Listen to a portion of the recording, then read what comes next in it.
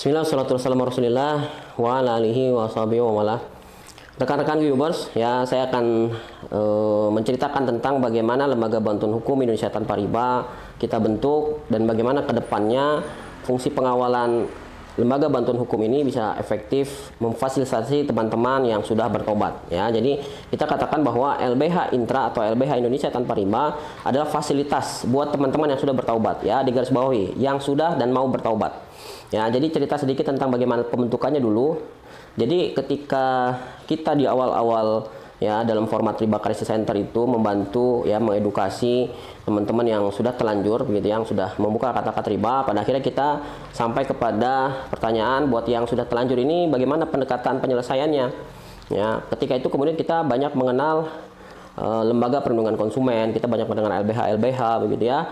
Di antara LBH dan Lembaga Perlindungan Konsumen itu kemudian juga bekerja sama dengan kami melakukan fungsi edukasi, lalu kemudian mengalihkan permasalahan itu kepada mereka. Nah, tetapi kendalanya setelah kita alihkan itu kontrolnya jadi sulit karena kan ini antar lembaga, tidak mungkin kami mengintervensi. Ada banyak juga kemudian ada ulah oknum yang merugikan begitu ya, yang pada akhirnya kembali lagi tanggung jawabnya harus ke kami juga ya. Jadi kalau kemudian kita bicara pintu masuknya adalah RCC, mereka tidak pernah mau tahu bahwa yang menjadi masalah di kemudian hari tentu saja akan tentu dikejar-kejar dan diminta pertanggungjawabannya juga RCC juga kan. Maka itu kemudian kita berpikir untuk membentuk Lembaga Bantuan Hukum sendiri. Nah, ketika itu sudah mulai di tahun 2016-2017 lah.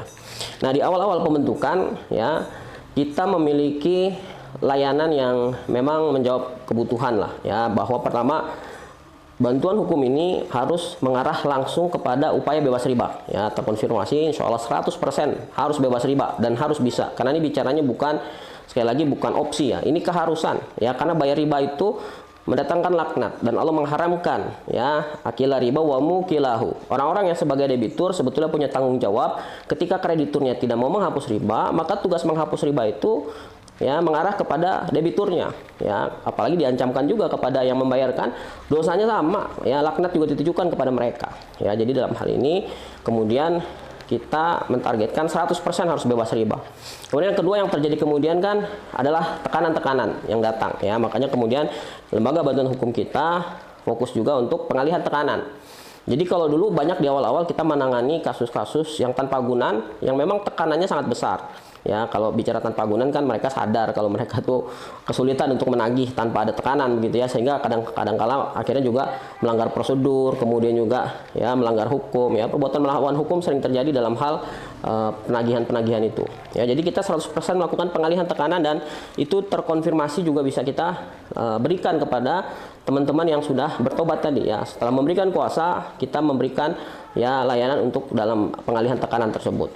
Ya, saya ingat betul ketika itu kami menangani kasus tanpa agunan gitu ya, kartu kredit, waktu itu belum ada pinjol ya, kartu kredit dan kredit tanpa agunan itu totalnya 9,7 miliar kalau ditotalkan ya, dan itu semua kita layani secara gratis ya, kita tidak memungut biaya sepeser pun pada waktu itu ya. Kalau sekarang kan kita sudah mulai realistis juga, kemudian juga ingin memahamkan juga bagaimana ya proses itu, teman-teman yang mengkuasakan juga memahami ini semua butuh biaya.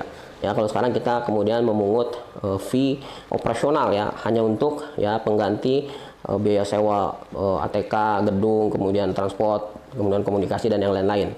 Ya, jadi pengalihan tekanan itu sudah bisa kita lakukan. Nah, yang terakhir kita bicara juga soal pengamanan aset. Ya, ini untuk khusus yang kasus-kasus dengan agunan. Ya, jadi pengamanan aset adalah ya cara kita juga untuk memberikan ya pembelaan terhadap hak-hak debitur ya, karena ya tidak bisa juga secara sepihak kreditur itu melakukan upaya-upaya paksa jual, lelang dan seterusnya. Yang kita tahu secara ya sudah menjadi rahasia umum bahwa ada sindikat di sana. Orang-orang yang menunggu ya kesusahan orang lain, mengambil kesempatan dari kesempitan orang, mereka kemudian membeli barang-barang agunan itu, barang aset-aset lelang itu dengan harga yang sangat murah. Kadang hanya sepertiga atau seperempat dari harga pasar wajar saja, sehingga akhirnya ya kredit atau kata-kata riba itu pada akhirnya juga diikuti oleh kezaliman ya dari ya pengalihan atau tarik paksa dari aset-aset si debiturnya tadi dengan harga yang jauh dari harga pasar sebenarnya ya. Jadi bebas riba, pengalihan tekanan dan pengamanan aset itu tiga layanan yang kita berikan. Nah sekarang sudah, teman-teman nggak perlu pusing menanganinya sendiri ya, karena hanya akan membuat gaduh saja ya, karena akan membuat tidak efektif saja. Lebih baik fokus kepada pemberdayaannya, bagaimana cara membayar hutang. Nah urusan bebas riba, pengalihan tekanan, pengamanan aset itu sudah kuasakan saja kepada LBH Intra yang sekarang sudah tersebar di Jabodetabek ya, sehingga sudah bisa lebih dekat. Insya Allah di waktu-waktu yang akan datang kita juga akan memperluas layanan ini hingga ke seluruh wilayah di mana riba ada di sana. Layanan amr atau advokasi melepas riba juga akan hadir. Allahul musta'an.